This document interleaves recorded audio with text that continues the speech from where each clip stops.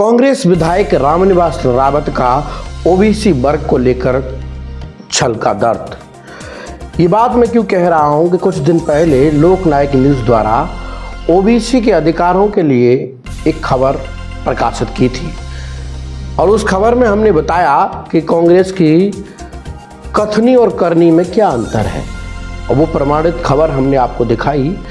उस खबर को देखने के बाद में आज रामनिवास रावत विजयपुर विधायक प्रदेश अध्यक्ष कार्यकारी कांग्रेस के उनका एक बयान आया है कि कांग्रेस पार्टी को एक तो टिकट जल्दी से कर देना चाहिए। ग्वालियर और मुरैना श्योपुर विधान लोकसभा में एक टिकट ओबीसी वर्ग को देना चाहिए। उन्होंने ये भी इच्छा जाहिर की है कि अगर टिकट उनको मिलता है तो वो लड़ने के लिए तैयार है। खुल के क्यों नहीं बोल पा रहे हैं कांग्रेस के द्वारा?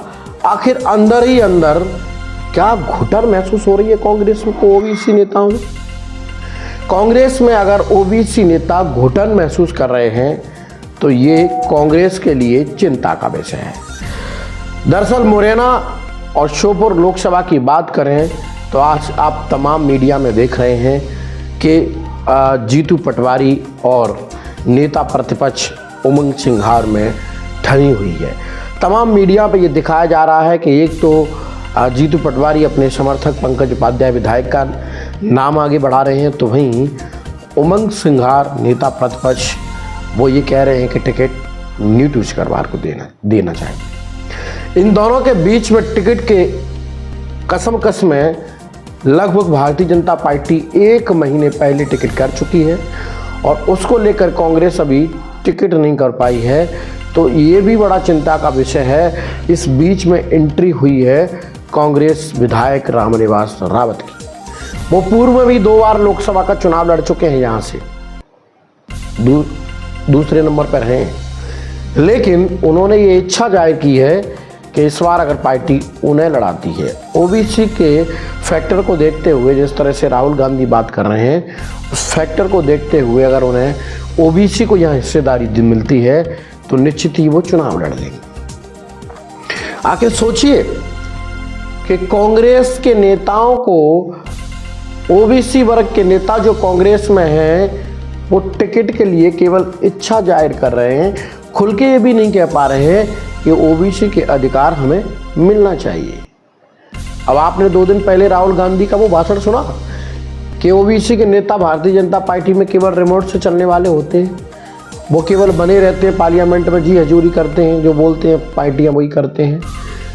लेकिन ये टीस तो कहीं ना कहीं कांग्रेस के उन नेताओं को भी है जो ओबीसी वर्ग के हैं। अब ऐसे में एक इकलौते नेता जो कई बार विजयपुर विधानसभा से विधायक रहे और कांग्रेस में डटे रहे, सिंधिया के सबसे करीबी नेता चंबल में वो हुआ करते थे, लेकिन सिंधिया ने दल बदला तो रामनिवास रावत कांग्रेस में ही डटे रहे।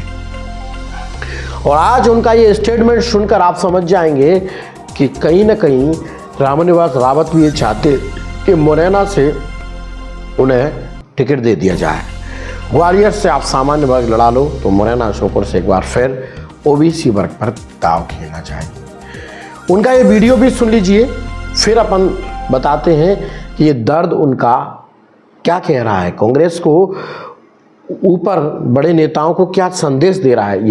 ये स्टेटमेंट उनका।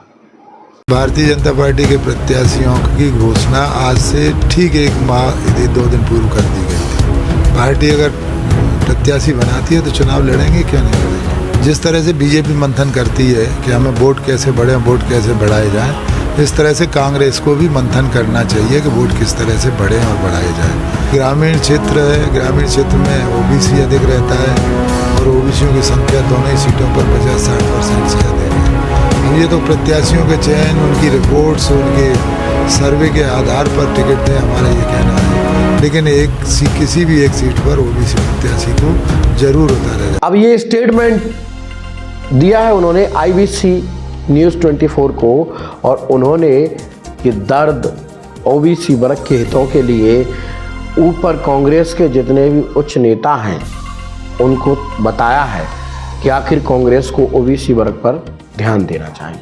अब कांग्रेस का शीर्ष नेतृत्व इन दोनों सीटों पर क्या किसी ओबीसी नेता को जिम्मेदारी देगा या फिर कांग्रेस जिस रंग में रंगी आ रही है वो वही करेगी। देखना यह है कि क्या रामनिवास रावत जी का ये मैसेज जो है मुख्य टाइम पे कांग्रेस टिकट कभी भी कर सकती है, सूची कभी भी जारी हो सकती है, ऐसे में ये स्टेटमेंट जारी करना कांग्रेस को भी चिंता में डालता है।